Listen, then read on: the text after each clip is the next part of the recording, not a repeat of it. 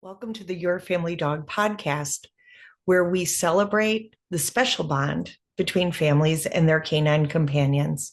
Our goal is to help families and dogs grow up together, one episode at a time. Welcome back to the Your Family Dog podcast. I'm your host, Tina Spring, and I'm joined today by John Chrissy, founder of Perpetual, and he is a dog longevity expert. So I'm excited to have you on the show today, John. Tell me how you got what brought you to the dog world? Brought me to it. It's a journey. Well, I guess we got time. We'll go about it. So really what brought me to the dog world is really on the human side. I was doing health coaching and I was lucky to be introduced to like my now health guru 10 years ago. And back then he was preaching gut health and it kind of was just a buzzword back then. I was like, yeah, I get it. And then I started doing all of his protocols, and I saw a huge change not only in my physical, body, but also my mental health. So I was like, wow, this is interesting. And then I was just like a sponge when it came to him. I wanted to absorb all the information I could. So that got me down the path of health coaching with humans. And one of the key diagnostic tools I was using was a hair tissue mineral analysis. And I know we'll get into it because it's something we're now doing with pets. So that kind of I was going down that avenue, and there wasn't many people doing this diagnostic test with humans. So it was a niche space, but they kept talking about this vet that was doing it with dogs, and I had like this aha, like light bulb moment, like oh my gosh, people like care about their dog's health way more than their own health. So I ended up reaching out to the vet. I bought her book. Her name is Dr. Ava. She's now our chief medical advisor. We established a friendship, and then that turned into a partnership. So that's kind of how we got into Perpetual. Right. So you're not a veterinarian. I already asked you that. Exactly. But you said you have three veterinarians that are on your advisory committee. Correct. So we have Dr. Ava, Dr. Jess, and Dr. Melissa, and we built Perpetual alongside them. It's something that they're huge in the integrative and holistic space. So it's very important to us that we're doing things that way versus kind of standard veterinarian care. And we could touch on that a little more often, but yes, we're very integrative and functional care based. Well, and I think there's room in the space for all of the pieces and that they ideally work together. I think I say this on the podcast all the time that the medical complex, whether it's human or animal, is really there to treat disease, disorder, injury, but not really, they don't really know how to build health, right? They don't know how to build wellness and longevity. So I view it as all being on the same team. Um, Sometimes I think the traditional medicine route kind of breaks down some of that more holistic integrative side, and then you have to rebuild again. Kind of like when we take antibiotics, we have to rebuild. Um, but I think there's room in the space for everybody. I think that science is rarely settled. And so as time goes on, we learn more, we look differently, we look in more, greater detail sometimes, and it just comes up as a different, we just learn new stuff. The gut microbiome, I have to tell you, I'm so curious about it, and it's like trying to drink out of a fire hose. And so I abandon it because I'm like, okay, well, I don't, like there's tons of new information every single day, and it's exhausting to try to add on top of my busy day to like try to ferret out. I would love it if someone came up with like an easy guide, whether it To the was for guy. me or for my dog, right? Yeah, Like, yeah. Well, the microbiome in itself is very complex. And, like you said, there's information overload, there's prebiotics, there's probiotics, and now there's postbiotics. And like, depending on every microbiome is unique. So, like, this strain of bacteria works for my microbiome, but it doesn't work for your microbiome. So, it's a lot out there, and there's a lot of like noise that, yeah, there needs to be clarity and an easy way to digest it and kind of what we're doing because there is so many inputs but not great output. Like, oh, I have all this great data, but what do I do with it? Am I right chat now what? GPTing? Like I'm over here like paralysis by analysis. But that's what we really focused on with Perpetual is like, yes, we have great inputs from the diagnostic test, but like really focusing on that solution for the dog parents. So it's like you can make it part of your everyday life versus like oh crap, I just got all these biomarkers and now I'm more confused than I was when I started.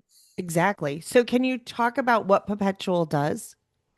Yes, so we're a preventative self healthcare system. So I say self healthcare, it's kind of popping up in the human space where you're kind of taking it on your own. Like I'm going to take care of my own health because my doctors have sort of failed me. So we really empower pet parents to be their primary care provider for their pups. So they're less reliant on standard veterinarian care. And we were talking about it, yes, like this should be a partnership. There's a piece for everything, but a lot of like longevity and health needs to start at home with the Yeah. dog parent, and we need to be way more aware of issues because dogs show symptoms very late, even later than humans, because naturally through evolution they've been shown to never show fear, right, or weakness, because if you show weakness in the safari and in the prairie, like you get eaten. So this gives you insights very early on in the stage. So what we do is diagnostic testing via fur.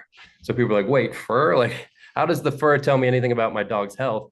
We're so accustomed to using blood testing, but fur actually is a 120-day biological time capsule. And that's kind of how I like explain it. I remember as like kids, we built time capsules and we put like things in it. We'd come back 20 years and like, open it up. So that's what happens. So when the fur is in its growth stage, so it's under the skin, it's exposed to all the interstitial fluid that goes through the body. So that compare the interstitial fluid carries everything like in your pantry, your nutrients, your vitamins, the bad stuff, the toxins, everything your cells are exposed to, that's in the interstitial fluid. So that gets trapped in the fur shaft or the hair shaft. So then when we do this fur tissue mineral analysis, you have that 120-day biological blueprint of what everything was going on in the dog's body. So through looking back in the past over those 120 days, we can actually predict the future of what's going to happen. And we can spot things way earlier than blood and 10 times thousand, 10 times thousand, 10 times thousand smaller than what's in the blood.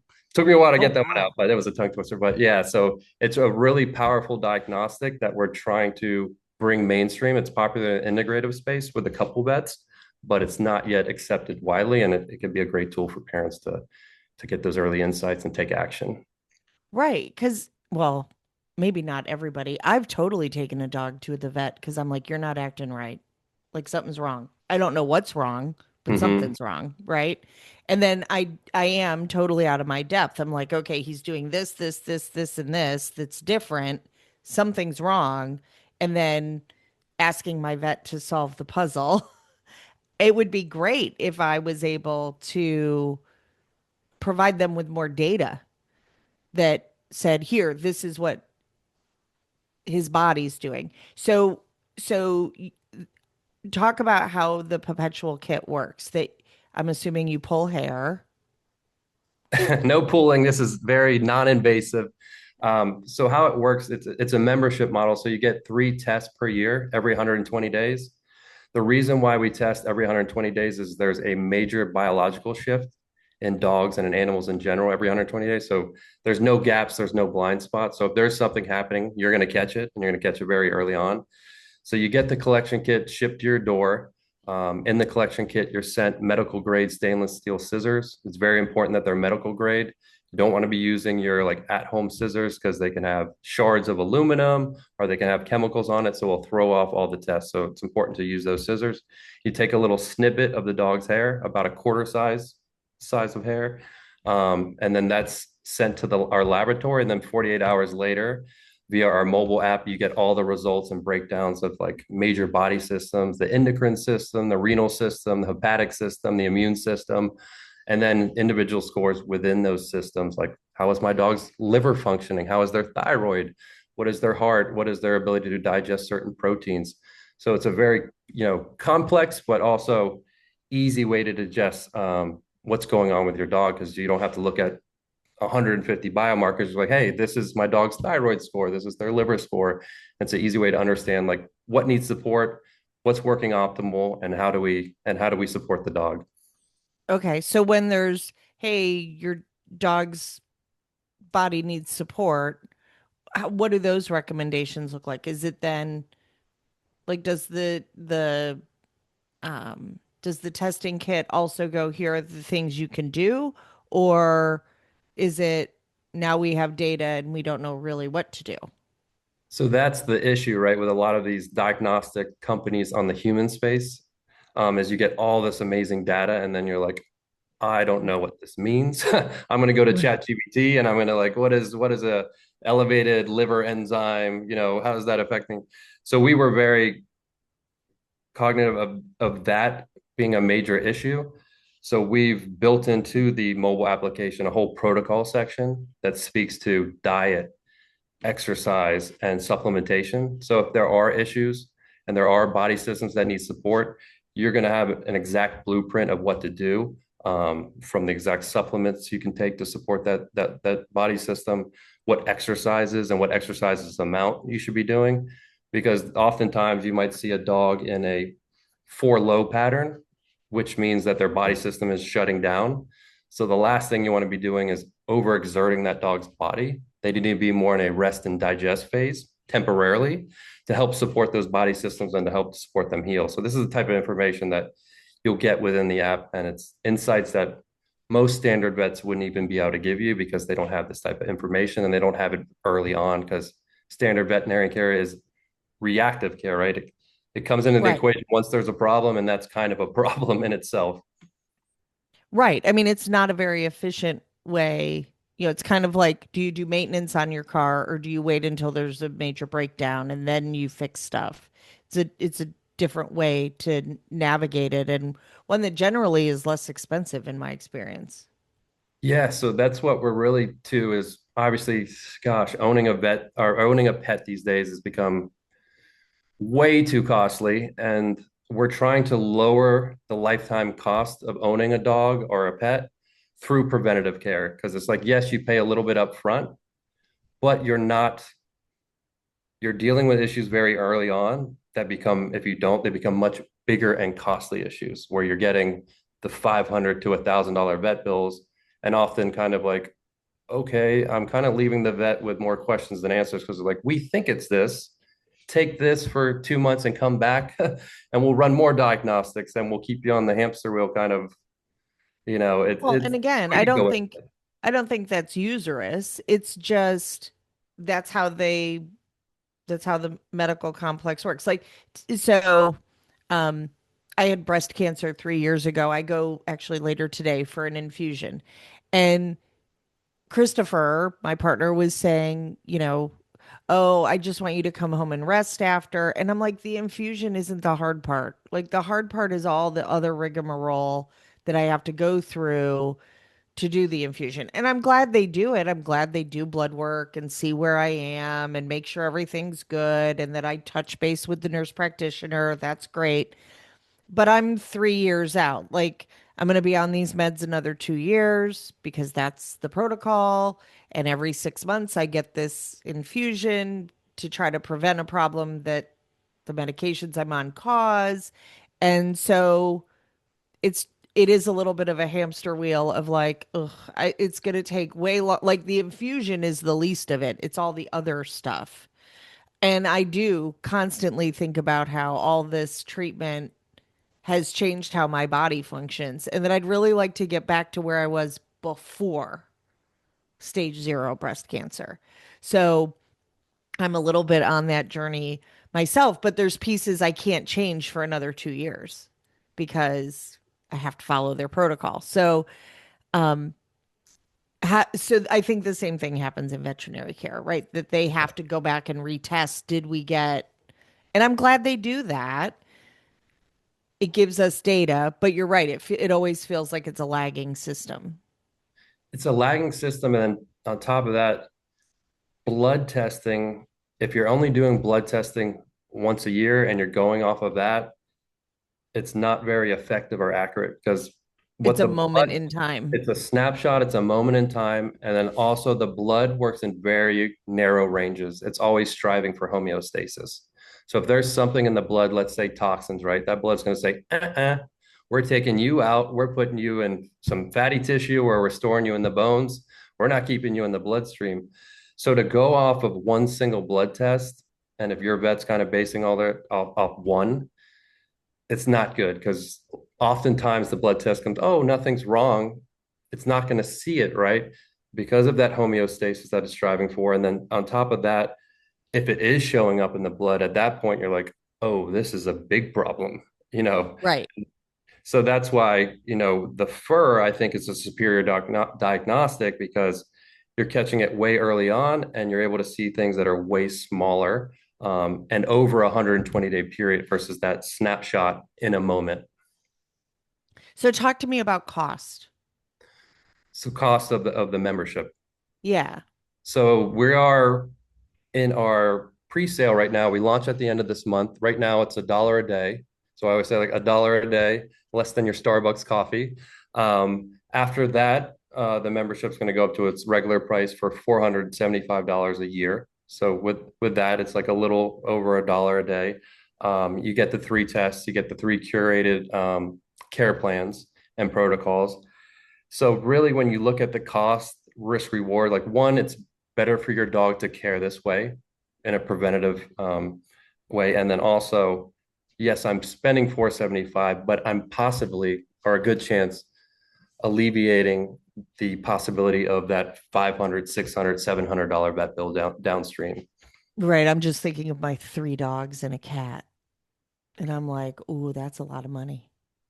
So we're working on ability to do like package deals. If you sign up one more than one dog, obviously we can do discounts as well. Yeah, because I mean, a lot of us have more than one animal. And so, yeah, $475 doesn't sound awful um, at all. And it sounds like it's a wonderful program, but times four, we start to get into some big numbers.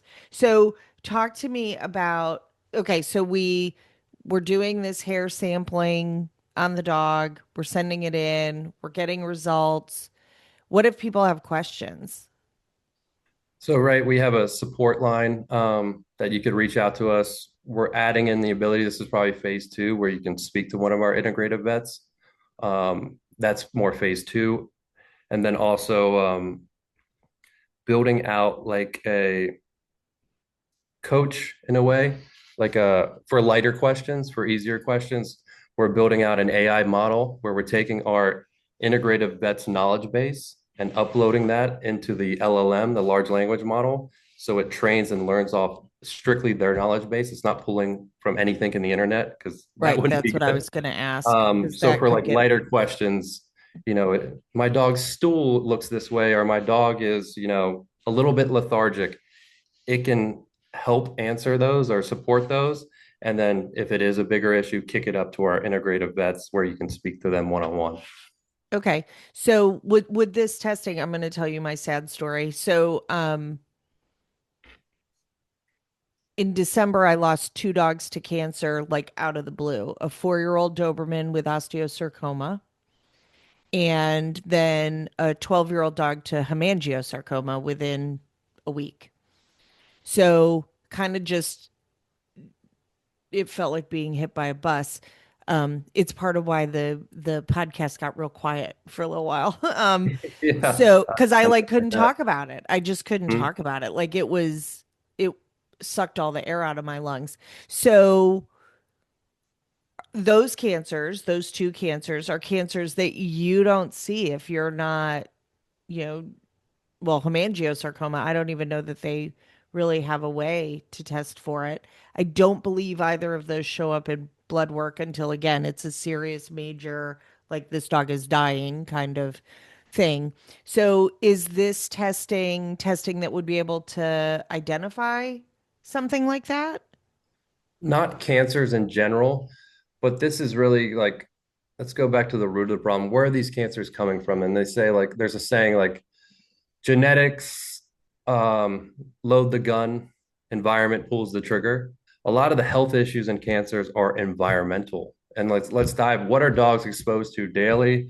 And what is like the biggest like lever you could pull for keeping your dog healthy and probably mitigating the risk of cancer? It's like what is in their bowl controls. Like what are we feeding our dogs? Is this helping them or harming them? Is this food nutritious or is it toxic? And if we look at food across the board, for the most part, from big food, big pet food, it is very harmful for the dog. And I'll tell you two reasons. What does cancer love? It loves an inflammatory environment, and it loves an environment that is has high blood sugar. High blood sugar is rocket fuel for cancer. So you look at these foods, tons of carbs, tons of starchy carbs. What does that do to the dog's glucose and blood sugar? Through the roof. So this is creating an environment that just allows cancer to thrive. So that is one of the big things is like, yes, do we can we like say, your dog has cancer? Can we like test for that? No, not specifically, but we can tell you exactly what's going on inside the dog's body, their blood sugar regulation, their inflammation markers, what foods you should be specifically feeding. Not everyone knows that a dog has a specific metabolic type. And based off that metabolic type, there should be certain proteins fed versus other proteins. So if you have a dog who has a fast metabolic type and is in a sympathetic nervous state, the last thing you want to be feeding that dog is like red meat or lamb because that's a warming protein. It's a high purine protein. So that's like pouring gasoline on a fire. So knowing your dog's metabolic type and knowing exactly what proteins to feed, what type of fats to feed, can then create an environment that's conducive to mitigate the cancer or the risk of cancer. Okay. So not necessarily testing and saying, "Hey, you've got a warning about your dog has bone cancer," but instead like, "Hey, you need to adjust what you're feeding to try to help that dog's metabolic rate." Exact help their metabolic rate, and then like how do we lower inflammation, systemic inflammation? Then how do we lower your dog's blood sugar to get that more in line so you're not creating an environment that's conducive for cancer to thrive? So I feed um I won't say the brand, but I feed no legume, no grain, a raw mix with kibble because I have a lot of animals, so cost effective. And then we augment with cold pasteurized, freeze dried raw and a lot of fresh food. So, I buy chicken thighs when they're on sale and Instapot them or beef or whatever and augment with that. And then fresh vegetables, sometimes kefir. Kefir is Um, good. Cruciferous so vegetables are amazing for like anti-cancer properties. Your broccoli, your broccoli, cauliflower. yeah. And all my dogs have historically loved those. They hate Brussels sprouts, but they will eat broccoli, they'll eat cauliflower. Um, so the I honestly, like these are the first two dogs I've lost to cancer in a very, very long time. So the story that I tell is in my youth, my dogs died of cancer. And as I've gotten older and I've learned more, my dogs generally die of excruciating pain that we can't control anymore, just from aging, where it's Mm. spinal stenosis for like an 18-year-old Jack Russell Terrier kind of thing. So these two getting cancer when I have a whole house filter for water because our local municipal water report is terrifying. We also have a whole house filter for, we have a Remy Halo system for our home so that we keep virus and bacteria down. So, and allergens. So, like, as a dog owner, think I'm doing a pretty good job, right? My vet actually said that I bring her the healthiest dying dogs that she's ever seen, right? Like that they have long, long lives. Something eventually will get them, and I'm aware of that. I'm just trying to push that off. Um, but I do generally think we try to do a really good job of keeping my dogs safe and healthy. Um, so this is just another tool to add to that toolbox.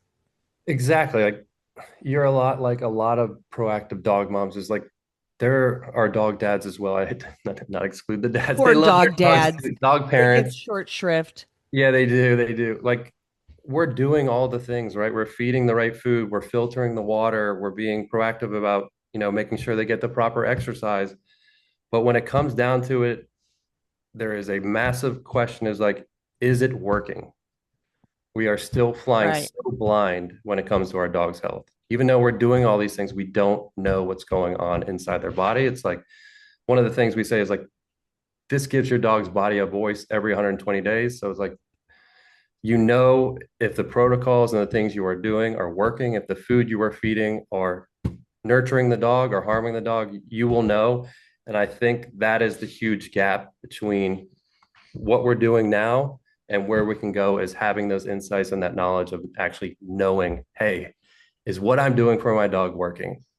So is there a specific age that you would say, like, okay, if you're starting to see changes in your dog because your dog is 7 years old, because there is, it's very interesting to me. It's so interesting because I see these things that happen that lots of dogs, the age of 7, when somebody's going to lose a dog young, they have like a major health crisis at 7. It's really weird. So, is there an age? I mean, I think ideally we all would be doing this from the time our puppies are babies, but in a less than perfect world, when would you tell someone to start?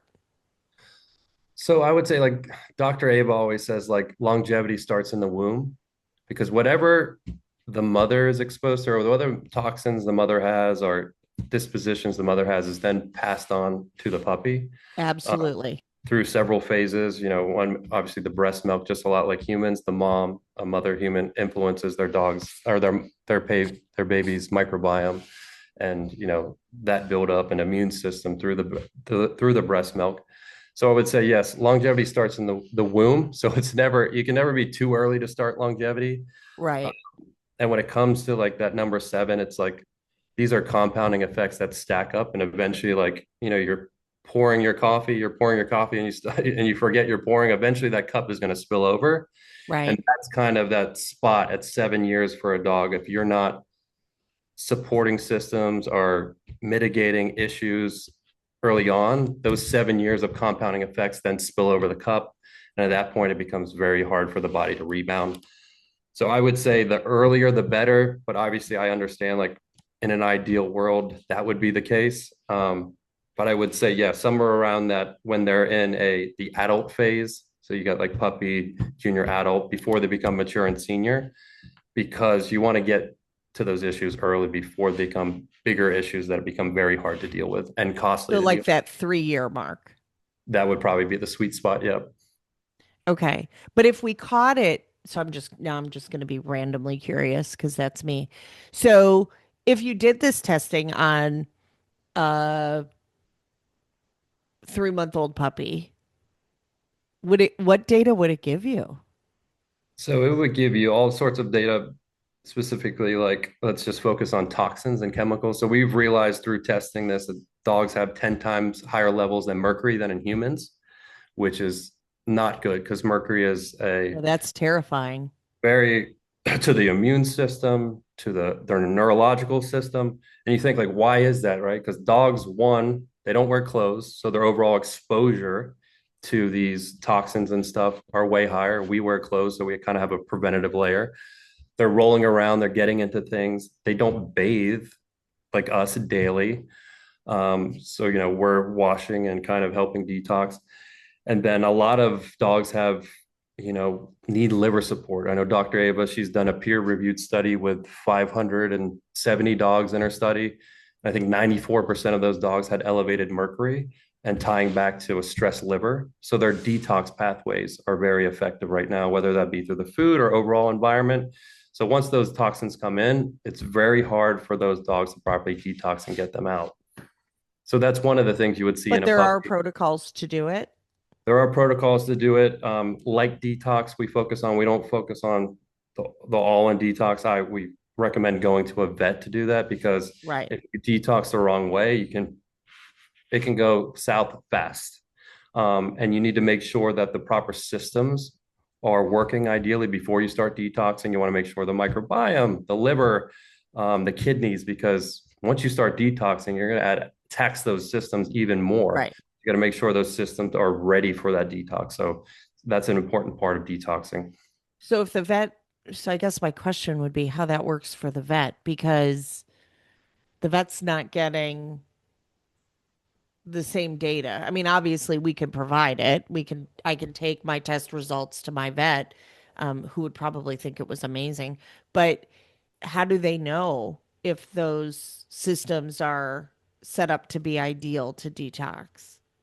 So you again, right? So that's why we test every 120 days, right? We say like phase one, you're establishing the dog's baselines. So you kind of know where they're at, what body systems are working properly, which ones are not. Hmm. From that phase, we're going to give protocols to support those systems in need. Then you test again, right? And then you kind of see where those body systems are at. So let's run through that scenario of like, all right, phase one, I see a lot of toxins in my dog, heavy metals, mercury, aluminum. So we're then going to support the liver, the microbiome, and other areas that help with detox. And then when we retest in phase two, 120 days on the road, we're going to see, all right, how is the liver functioning right now? How is the microbiome set up? Are they properly ready to prepare for like a heavier detox? And often what we find is from test one to test two, because we supported the liver and we supported certain systems, those heavy metals that were elevated are now in a ideal range because the body is going to, if it's healthy, it's going to do its job, right? It was built to detox. So oftentimes we see that those heavy metals are no longer an issue once we supported the liver and the other body systems. Oh, so you see that it resolves because the body really is trying to be efficient and to be healthy. Correct. So talk to me about I'm seeing a trend where veterinary offices are becoming corporate owned, not vet owned. And it's almost like veterinary care by flow chart. Like it's like a really weird experience where it feels like now not my vet's locally owned by the veterinarians, but at these corporate vets, which is what I'm calling them, because that seems to be that they're owned by a big corporation. Yes. Um, that it's like the vets don't have the freedom. For example, they'll run a dip of urine for a puppy with a suspected UTI, but the consumer doesn't seem to have the option to say, well, could we culture the urine instead so we're treating this specific bug that's causing a problem? And the vets pushing back and saying like we don't really have that as an option, and if you push and say no, this is the standard of care I want to utilize, the pricing is like unbelievable. Like I had a local client that had a culture for a urinary tract infection that was hundreds of dollars, which is nuts. Like that Yeah, there's the no way cost that of that is nothing. a Yeah. culture should not be hundreds of dollars. And then and a ton of pressure from that veterinary office, right? That then they had to do retesting, which was going to be the same price again. And like it was just cost prohibitive. So here's a family who, in my opinion, based on what I've learned from my vets in the past, who was asking for a better standard of care. Like, let's culture the urine, see specifically what bugs there are, match that with an antibiotic to provide better care for their animal. And it ended up, because it's a big corporate owned vet, um, being like a mess. It was a giant mess. And it really, really upset the customer. And I don't know, well, I advocated, but it's a problem. Are we seeing that nationally with veterinary offices? Yeah, that's exactly what's going on, and you nailed it on the head. So the last 10 years, private equity specifically has gobbled up massive amounts of these used to be individually owned vet clinics that were owned by vets. I think the number is staggering now, like 60% of all vet clinics, 80% of all ER clinics are now owned by private equity or corporate owners. And then in the next 10 years, that number is looking to like 85. So they have a full monopoly on standard vet. And it's a bad situation because, like you said, their approach is one size fits all, right? They buy these vet clinics, they roll them up into one uniform brand. They have one uniform solution. We do these tests. It's like walking into a fast food restaurant. Here's your menu. Here's what you got to choose from. And anything outside of that breaks their model. So they're going to push back on it, right? They're going to say, oh, that costs a lot extra, or we don't do that. And they're going to try to push you back into exactly what they do. So when private equity gets into any space, whether it be HVAC or you name it, the name of the game is they roll up these vet clinics and they create money overnight, right? It's just like because we now own 15 vet clinics, we just took the valuation of this from 1 million to 10 million. But what we do in that process is we create a very uniform blueprint. So when it comes to veterinarian care, all these vet clinics that are now rolled up have the same standard of care. We have a one size fits all approach. We have a kind of very reactive approach. Because you think about it, a healthy dog is not a profitable dog. They want profitable dogs. So if you're practicing preventative care and mitigating issues very early on, you're not Right. going to Where go to the vet. my vet's like, no, no, no. I love that we don't see you very often. Right. Like that's Exactly. a good thing. So, so how do families navigate that?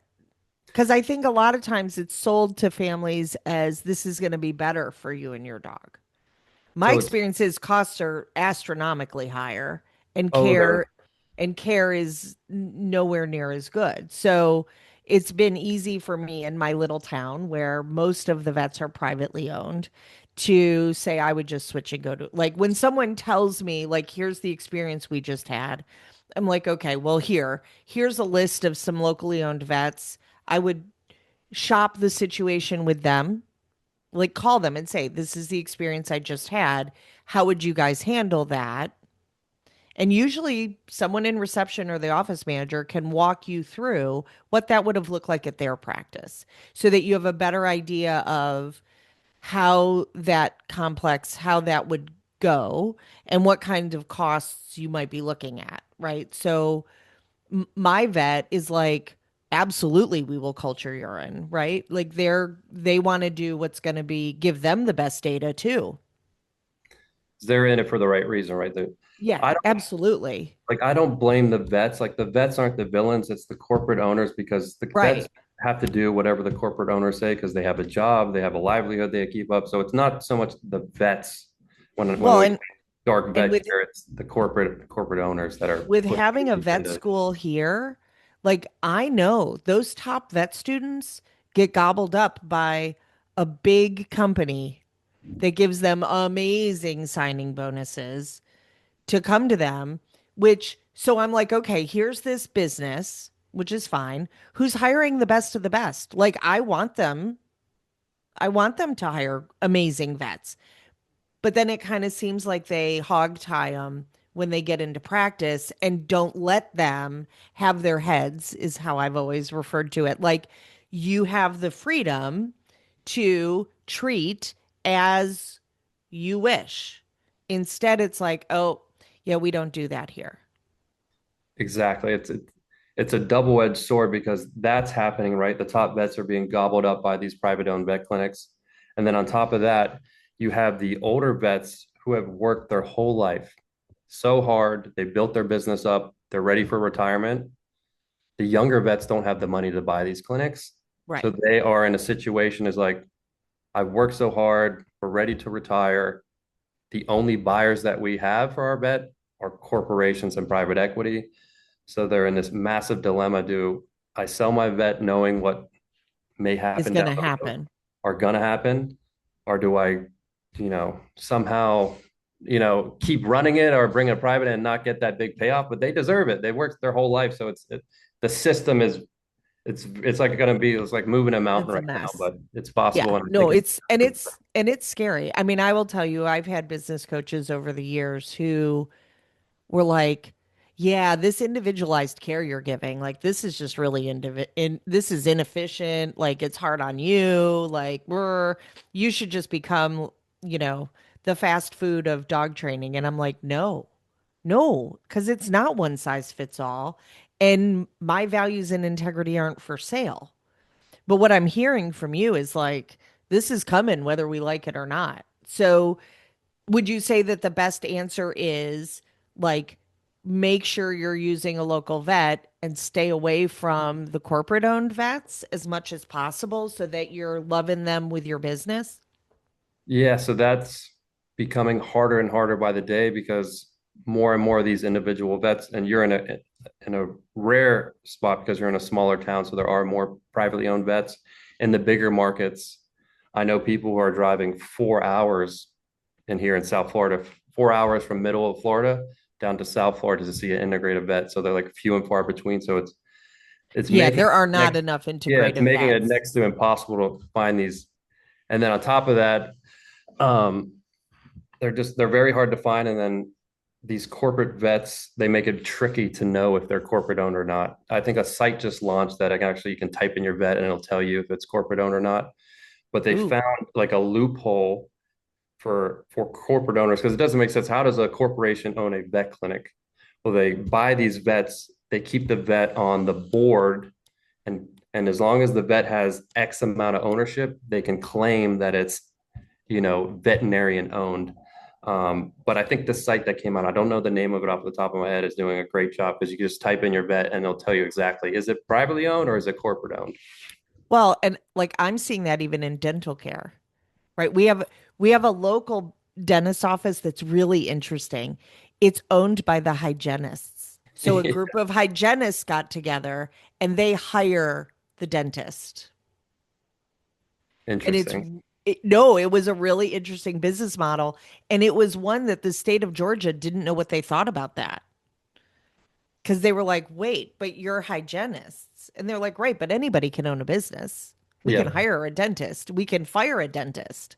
Right. And so and their practice is like pretty phenomenal, right? It's super customer friendly, like patient friendly. Like you come in and everybody's nice and there's it's low stress, like it's amazing. But it was a really interesting business model.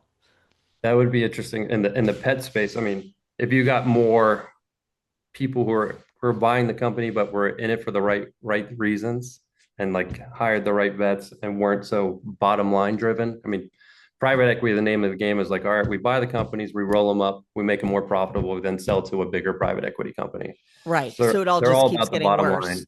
Yeah. So that's why quality care goes down and prices go up. And I would say, like you were talking, like, do they go and find an integrative vet? Is that the solution? That's Well, I not mean, does it eventually become a bunch of owners get together and say, we're going to hire a vet? That's yeah, that's kind of one way. And then I think the real solution is through preventative care because enough of us start doing things the correct way, like having the insights and being empowered and catching issues early. Let's say that 60% of those vet clinics that are now going to the vet are avoided and not going. These private equity companies are going to be in a big problem because their profitability is going to go way down because now a dog that was going to the vet 5 times a year is now going once. That's a huge chunk of profit removed from their model. So I think that's the way, if we all stand up together and make preventative care the standard of care, that's how we move the mountain and that's how we get private equity out of the vet space. Well, and I talk about it with feeds, right? I buy a dog food. The easiest way to drive pet feed out of the market is to not purchase it, right? Like there are, I refer to them as the Voldemorts, but no, I won't buy it. Just say no. I That's just the won't, motto. right? Yeah. Kind of like there's some foods I'm not eating. Like even when we're traveling, I'm like, no, we're not stopping here. Like, because I know the cost, right? And so I Yep. tend to think of it, I'm old. So I tend to think of it as, am I making a good decision for future me or just immediately want the ice cream me? Like, like Yeah. which me am I serving, right? So I think of it that way in terms of the dogs too. So I mean, there's no dog food anymore that's inexpensive. Like none of it is inexpensive to feed. And even if you just look at digestibility, right? Knowing that the Voldemort's digestibility is significantly lower than, for example, the digestibility of what I'm feeding, which amazes me that the dog food companies are allowed to say that that's proprietary when that's a big old bag of bull honky donks, right? Like Mhm.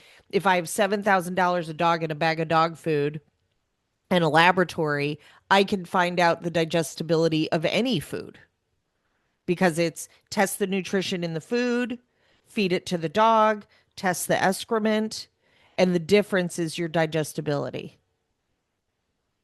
Like, what are Yeah. you picking up in the backyard? And it amazes me how foods that I would be unwilling to feed, that man, they spend a ton of money on marketing. Oh, there's so much fluff and like confusion to kind of like, oh, vet approved, or even like the fact that these companies are allowed to put the stamp of approval from AFCO, like nutritionally complete, and how they make it nutritionally complete is, oh, there's 15 synthetic additives, synthetics, synthetic nutrition that makes it nutritionally complete is crazy and mind blowing. Well, so I mean, AFCO is a manufacturer organization. They're not a governing body, right? So I I tell people all the time, like, go watch Pet Fooled. Yes, it's an old documentary. It's also a fantastic documentary and it's accurate. So I think it's true probably in any facet of life that if you start to educate yourself about it, you're like, we're not doing this. Like, no, like this is awful. But that we all have a ton, like I have a million blind spots. I'm clear about that, right? Um, Probably if I looked up what happens when I do my acrylic nail and nail polish, I would probably be aghast at what that's doing to my body. That being said, it makes me happy and it stops puppies from piercing my fingers constantly, right? Like there is something about a puppy tooth coming in contact with acrylic nails that makes them go, "Oh, that's not very nice." And that's helpful to me and to families and to the puppy. So, I'm putting terrible chemicals in my body, right? Probably. I haven't looked it up because I kind of don't want to know. But for my animals, I totally want to know.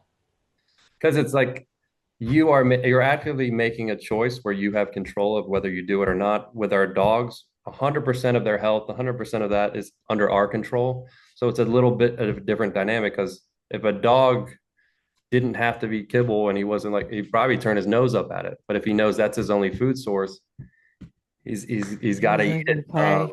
So it's, they don't have the choices that we have. But everything in moderation, right? If it makes you happy, there's a longevity molecule that gets released in your head. Like, so be it. Do your nails. Like, we have to continue to live, but we also have to be very aware and educated on what's going on and what we put in our body and what we put in our dog's body. Right. And it's the sneaky stuff. So then talk to me about Big Pet because Big Pet is such a thing. Oh, we encountered it firsthand with developing Perpetual. Is we ran into Big Pet and we got like shadow banned, and you know certain companies didn't want to work with us because they were aligned with Big Pet. I mean, Big Pet's integrated throughout the whole space. You think Purina, um, they play a role in the curriculum that's taught in standard veterinarian care in colleges.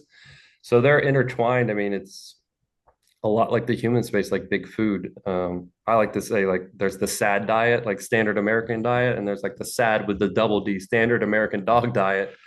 Um, and geez, if you think about big pet and big pet food, if let's say if someone was to eat McDonald's every day of their life, you say, okay, that person's probably going to live a short life. McDonald's is 10 times better than kibble. So you think about that. It's crazy. So Depending on which kibble. Yes. depending on which kibble, yes, I'm just labeling like general, like obviously The there's Voldemorts names of and the like world. the Baltimores of the world. Yeah. Um, but they're in the space. They operate, they're pulling the strings behind the curtains. And we've already had some reach out. We launched a dog food auditor where it breaks down the dog food and specifically like 14 Oh, different ingredients. So we've that had would be some reach out amazing. already with cease and assist letters. So uh, I they're, bet.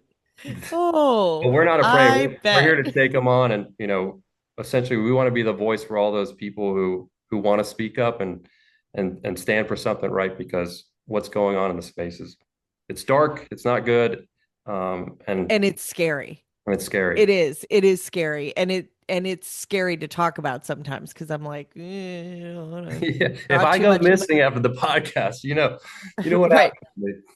There's a movement. People are demanding better for their pets, which is the start. Yes. People are becoming more educated, and that's the foundation for change, really. Yes. And again, like if you live on an island where because there are islands where you have very little choice on what nutrition is brought onto the island, right? That it's cost prohibitive to cook for your dog, like all the things. There's there are times that your hands are just tied.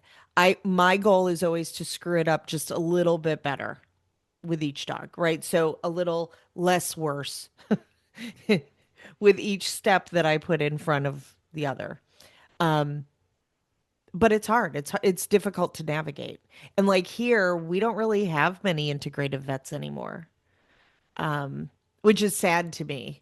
Like where I grew up, there were integrative and holistic vets, a stone throw away, and they very much partnered with the local vets, right? Like they all loved that they learned from one another and that they could refer to one another and that they were all on the same team of wanting a dog or a cat to live a long, healthy life as long as they possibly could. And so watching what's happening now just makes me sad that I mean, you would think that a pet food company would be cheering on that somebody is assessing the health and quality of the products they're putting out because then they can pat themselves on the back and say, look at what a great job we're doing. You would think, well, there's just a lot of bad players in the space that, you know what they're selling isn't truly healthy, but at the end of the day, it prints them millions and if not billions of dollars a day. And the people who are pulling the strings behind it don't really have our dog's best intentions in mind. Ugh, it just makes me sad. So, what are the metabolic types for different dogs? So you have a fast metabolic type, you have a mixed metabolic type, and this dog is truly in a transitional phase because they either go one or the other, and then you have a slow metabolic type. So the metabolic type really correlates with the autonomic nervous system type, whether they're parasympathetic or sympathetic. Um, so one's in fight or flight. Those are your high keeled dogs. They like never shut down. They're just always like on go, like on wired. And then you have your dogs in the other where they're more in rest and digest, and like their thyroid is more in the hypo. So that information is critical because a dog with a hypothyroid and a slow metabolic type, that dog needs higher protein, lower fats. So the last thing you want to be doing is a high fat diet for that dog because they have a really hard time breaking that down and turning into fuel. And then obviously you get weight gain, and that's a massive issue, right? There's, I think, 60, 70 dogs are either overweight or obese. And that's a whole cascading effect of metabolic issues, and another reason why cancer rates are high because of that. So knowing exactly your dog's metabolic type, what to feed off that will create that environment that's conducive for health and longevity. And I just think it's critical to know that because there's another level to feeding, right? It's like one, okay, we know we're feeding something good, but is that good for our dog? And you won't know that unless you're doing the specific diagnostic test. Right. So, if someone wants to learn more about your product and services with Perpetual, how do they reach you? So you can visit our website, which is www.theperpetualpet.com. And then all of our socials, YouTube, TikTok, and Instagram is at Perpetual Pet. And that's the main way you can reach us. And we are doing our founding member pre-sale where you can get in for $110 off. So for $1 a day before we launch at the end of May. Oh, so you are launching at the end of May. Yes, it's been 17 months. It's been, wow, a roller Oh, coaster it always ride. takes so much longer than you think it's going to take. Mm-hmm. So much pushback too with labs and manufacturers. It's So, been, did you even have labs who were like, we're not doing this? yeah, that's when I talk about big pet, right? Where we encountered like their forces with these labs were tied to big pet, and they didn't want to work with us. Because it would cost them a big contract. Exactly. Wow. Hmm. But we persevered, and we're right there. So it's been the biggest challenge I did, but most rewarding because it's something I'm super passionate about, and And I've talked to so many dog moms who are like, and dog dads who are looking for an Heartbroken. alternative way to care, a better way to care. And I think this Oh, so can be a I killer said for I that. was going to ask you this question then, and then I didn't. So what brought you to doing this? Like, I know you worked in the human side of wellness. What made you say, like, we need to do this for dogs? So I lost my dog, my pit bull, Kobe, to stomach cancer when he was 8. Now that happened 4 years ago, so it wasn't like immediate. Like I was like, oh, I got to go change the world. But that Right. experience really opened my eyes to like one day of him playing, us playing frisbee and fetch, to him being lethargic, not eating, to like 3 weeks after we found out he had stomach cancer to passing away. I was like, how is this possible? Like, why is there not more early detection? We have this in the human space. Why isn't this being done in the pet space? So that opened my eyes, and that was like a huge pain point and like a grieving.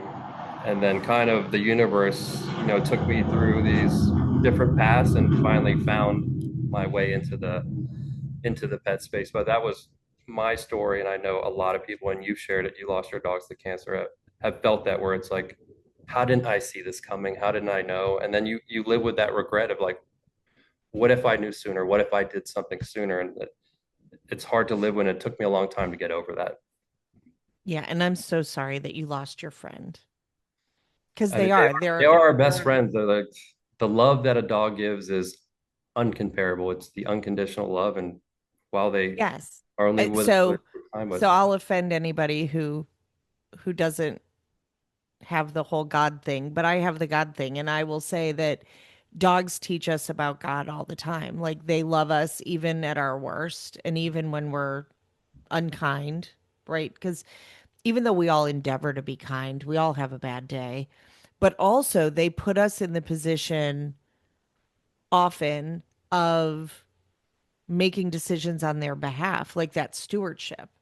And it makes me think more about how free will works and how that impacts the lens I have of my faith, right? That, like being a parent, right? When our children are up and out, which you're a young guy, so you may not be in this space yet, but like I have grandchildren. So pieces of my heart are walking around the world making decisions every day that I don't have any say about. And I worry for them, like you kind of want to keep them locked in the house and keep them safe, and you don't get to. But I do think that that kind of speaks to the relationship that at least I have with God. If you don't have that, I think that your journey is just as beneficial and wonderful as mine. Like I do not judge about that. We all have our own paths to take, and I love you anyway, right? I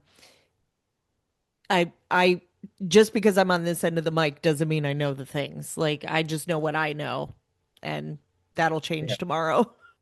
No, But I'm with you. it's a whole, for me, it's a faith thing too, of like, I have this responsibility and it does weigh heavy on me. And like, now I'm like, okay, what do I need to do to like figure out how to make sure? So are you doing this for cats too, or just dogs? Eventually cats. We're starting with dogs, and So I then really only need to figure out how to budget for three of them. So yeah, yeah, because I do try to do the best I can do. that's all you can do at the end of the day is like work within your means, do the best you can. Like, if you can't, like you said, if you got to put some kibble in, but you put fresh toppers, that's a huge lever that you can pull for dog longevity. And then, but back to your like God and religion, and dogs are like the purest form of love, right? They love you no matter what. Whether you come in with a bad day or a good day, they're always there. They always show up. And it's like, what's dog spelled backwards? I don't think it's a mistake. Yeah, I don't think it's a mistake either, but I've had a blast, and I'd love to come back on, post launch to do a recap on everything. Yeah. Well, and it sounds like you have some other things you're bringing to market as well. So we would love to hear about that. So if you have questions for John, you can either reach out to him through his website or his socials, or you can email yourfamilydogpodcast@gmail.com. We'll be sure to get John all of the information. Be sharing all of his socials and how to find out about the Perpetual Pet. And we wish you the best of luck because this can very positively help families and their dogs navigate both cost, but also the care of their animals. I will say, in talking to like Dr. Karen Becker, she was really amazing when I was talking to her about the Forever Dog and what drove her to do all this research and to compile all this research. And she said part of it is that people won't make the decisions for themselves. Like we won't change our diets and our water and all the things for ourselves, but we will totally change it for our pets. And then we get the benefit too. And that's true. Like our whole house water system, our whole house Remy Halo system, I got because of the animals. So I yeah, didn't get it because of the people. the downstream effects is right. It also benefits you. A healthy dog is a healthy human because it's naturally like the apple doesn't fall far from the tree either way you look at it. Right. Yes. And like even reducing like the toxins that are in the cleaners I use. Because I read research that women, because predominantly women are who are cleaning at home, that using all those chemicals to clean showers and toilets and all the things, that our toxin rates are higher because we're ingesting those cleaners. And so I was like, okay, well, if somebody has a natural product that works just as well, deuces, like I'll totally do that. So, I mean, I've made lots of changes over the years to try to just mess it up a little bit better. That's a great way to put it. Is like don't try to take it all in at once. Bite-sized pieces, little changes at a time. Like 1,000 minors equals a major, and that's how you should approach it. And I think that's the right way to go about your health and your dog's health. Well, thank you so much for spending your precious time with us today, John. Well, I appreciate you having me on. I hope to be on soon with a success story that we made a big impact. Absolutely. I hope you come on soon. And I may order a test kit to test a dog and to give feedback to our listeners about how that worked and what I learned. So That would be I, perfect. but I, That's it for today's episode. Thank you so much for spending part of your precious day with us. If you enjoyed the show, be sure to follow, rate, subscribe so that you never miss an episode. We'd love to hear from you. Connect with us on social media or email us at yourfamilydogpodcast@gmail.com. We'll see you soon.